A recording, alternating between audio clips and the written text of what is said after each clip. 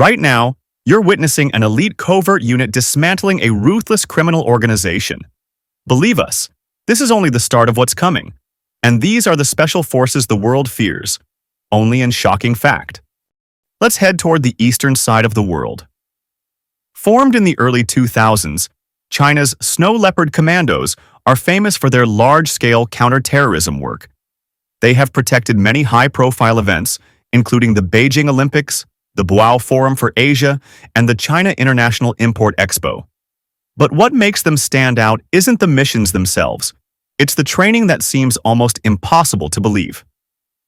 In order to qualify, recruits must complete an overwhelming list of tasks. Training involves hundreds of push-ups, sit-ups, and squats, lifting heavy bars repeatedly and carrying massive loads for long distances with barely a few hours of rest each day. Most of the candidates are barely out of their teens, making them among the youngest special operators in the world. And their record-breaking feats are legendary. One commando scaled ropes to great heights in a matter of seconds. Another can unholster a weapon, flick off the safety, aim and hit a target faster than most can blink. And one officer gained fame for reaching a high balcony in just seconds. Now let's go further east to Taiwan. Here you'll discover one of the toughest forces known simply as the Taiwanese Special Forces. Much of their training is a secret, but what is clear is that the course lasts only weeks, meaning it's incredibly demanding. And we do know one detail that has become notorious. It's called the Road to Heaven, the ultimate test before someone earns the title of Frogman. Candidates must crawl across jagged coral rock while wearing nothing but shorts and sneakers. It begins with a painful drop straight into a planking position. Immediately afterward, they must crawl forward on their knees and elbows across the rocks, while their teammates shout encouragement with the chant, "I don't feel pain." The ordeal is brutal. Most people would be screaming anything but, "I don't feel pain." Along the crawl path, there are multiple stations where extra exercises must be performed. And here's the harsh truth. If an instructor decides your suffering isn't convincing enough, you will be ordered to go back and repeat the course from the start. So angering your instructor is the last thing you'd want to do. As if that wasn't already unbearable. Instructors add salt water to the open wounds as a final cruel touch. When it's finally over, the candidate who survives has completed the path, and only then do they earn the right to wear the feared Frogman mask. But wait, what about the units waiting just beyond this story? This is Delta Force, officially known as the 1st Special Forces Operational Detachment, a shadowy elite unit specializing in counter-terrorism. They take on the riskiest missions and daring hostage rescues. But you didn't hear that from us, because the United States will swear these soldiers don't exist. What is certain is that since Colonel Charles Beckwith created the unit, Delta Force has carried out countless secret and dangerous operations, eliminating Somali warlords.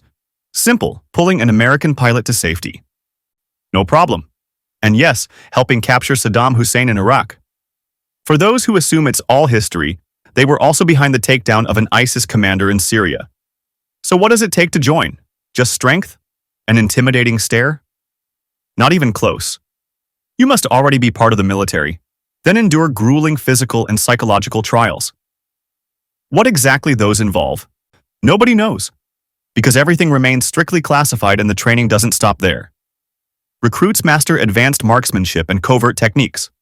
They are instructed in CIA-style espionage, using dead drops to pass intelligence unseen and adopting spycraft methods during a punishing 6-month course. You might think nothing could be tougher than that. Segways. In China, police officers in Chengdu have been equipped with segways. They're promoted as an environmentally friendly and more efficient way to patrol the busy Chengxi Road shopping district. With these vehicles, it has become much easier for officers to chase down shoplifters in the area. A unit of officers rolled out together, proudly showing off their new rides as a public reminder that anyone attempting to steal might quickly find themselves caught. Now picture what it would look like if the Taiwanese Marines were issued segways. The next force may not seem as lethal as the last one, yet their reputation comes from the sheer cruelty of their training. The Kaibals stand as a special operations branch within Guatemala's army recruits, drenched in sweat and exhaustion, leap blindfolded from tall platforms into narrow rivers, then hike for miles across punishing uphill terrain carrying heavy packs. You might think, so what? Isn't that just military endurance? Spend enough years toughening up and it should be fine. Except here candidates face horrors. Few armies dare to imagine they are required to eat the raw entrails of dogs or snakes and suffer repeated exposure to suffocating tear gas. This is discipline designed to break the weak. Out of every class of nearly 40 men, only a handful, 7 or 8 at best, endure long enough to truly earn the feared title of Kabyle. The Special Air Service is one of the British Army's most elite formations, first created in World War II as a regiment and later re-established as a corps. But have you ever wondered what the SAS has truly done? Before we dive in, it's worth knowing that most of their operations are highly classified. The British government avoids giving details because of the secrecy and sensitivity surrounding their missions. Still, some achievements are public. During the 1980s, they stormed the Iranian embassy to rescue hostages. Years later, soldiers from the Royal Irish Regiment were captured by Sierra Leone, rebels known as the West Side Boys. While some prisoners were freed, threats against the others became serious. That's when SAS intervened, using overwhelming firepower. Rebel compounds were destroyed and every remaining hostage was brought out alive. To succeed at such missions, selection is extremely tough. From hundreds of hopefuls, only a small number survive the process. Recruits must endure rigorous physical standards, including running, endless push-ups and sit-ups, plus long marches with heavy equipment. Next comes advanced survival instruction, escape, and evasion exercises lasting days in hostile environments. And that's not all, though we could pause here for breath. Because final training includes brutal hours of resistance to interrogation. Their reputation is so strong that they were even included in Counter-Strike, alongside other famous special units from around the world. How about joining Duvdevan? Duvdevan, better known as Unit 217, is the Israel Defense Forces elite undercover counter-terror unit. What these operatives do feels like it belongs in a video game. They often disguise themselves in Arab civilian clothing to penetrate terror networks. It might sound strange, but this is exactly what they are trained for. In a single year, they carried out more than 300 missions with success. And to run that many operations in such limited time, you need several squads working on their own simultaneously. The training program isn't simple, though it's not as extreme as eating raw dog organs. It lasts many months, and during this period recruits learn Krav Maga and counter-terror tactics. Still, that's not the final stage. Those who remain go through an advanced in-house counter-terrorism course. Only when the unit is convinced of a recruit's readiness as an operator do they start the undercover phase, which involves learning Arabic language and traditions and mastering the ability to blend naturally with civilian surroundings. Alright, everyone knows SAS from the popular game. The French National Gendarmerie, one of the nation's 2 elite police forces. In the early 70s, as Europe began to understand that ordinary police could not cope with modern terrorism, GIGN was formed.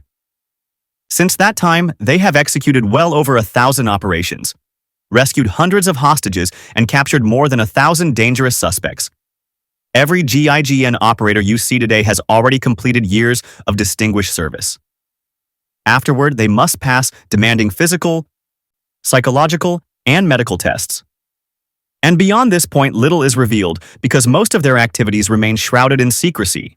Elite unit in the world. That might sound correct until you learn about Russia's Alpha Group. They are terrifying, unlike anything you've ever imagined or witnessed. What they have carried out feels like the twisted dream of a deranged mind. Details are too dark to even describe. Alpha Group was established as a direct answer to the Black September massacre at the Munich Olympics. Their name first spread worldwide when they stormed the presidential palace in Kabul during the Soviet invasion of Afghanistan. But it was their violent role in a hostage crisis in Lebanon that secured their reputation as both brutal and highly effective in counter-terror operations.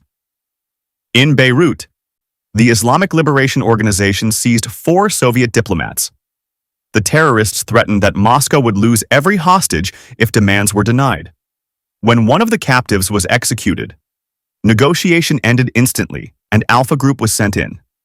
The true events remain hidden, but many accounts suggest Alpha Group captured relatives of the terrorists. The rest of the story is too horrific to put into words.